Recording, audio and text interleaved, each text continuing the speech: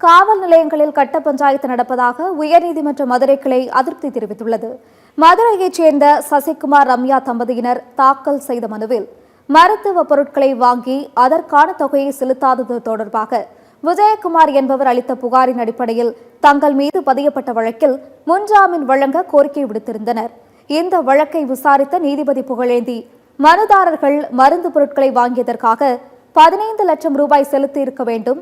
ஆனால் மதுரை திலகர் திடல் காவல் நிலைய போலீசார் சட்டவிரோதமாக கட்ட பஞ்சாயத்து செய்ததில் சுமார் 8 லட்சம் ரூபாயை மனுதாரர்கள் காவல் நிலையத்தில் செலுத்தி ரசீது பெற்றுள்ளனர். இது அரசு வழக்கறிஞராலும் உறுதி செய்யப்பட்டுள்ளது என்று குறிப்பிட்டார். இது காவல் நிலையங்கள் வணிக ரீதியான பணப்பரிமாற்ற விவகாரங்களில் எவ்வாறு கட்ட பஞ்சாயத்து செய்கின்றன என்பதற்கு உதாரணமாக திகழ்வதாக அதிருப்தி தெரிவித்த நீதிபதி, கைது நடவடிக்கைக்கு பயந்து காவல் நிலையத்தில் மனுதாரர்கள் பணத்தை செலுத்தி இருக்கிறார்கள் என்று தெரிவித்தார். திலகர் திடல் காவல் நிலையம் சட்டவிரோத கட்ட பஞ்சாயத்து நீதிமன்றமாக செயல்பட்டுள்ளது என்பது தெரிய வந்திருப்பதாக கூறிய நீதிபதி, திலகர் திடல் காவல் ஆய்வாளர் மீது துறை ரீதியான நடவடிக்கை எடுக்க வேண்டுமென மதுரை மாநகர துணை காவல் ஆணையருக்கு உத்தரவிட்டார்.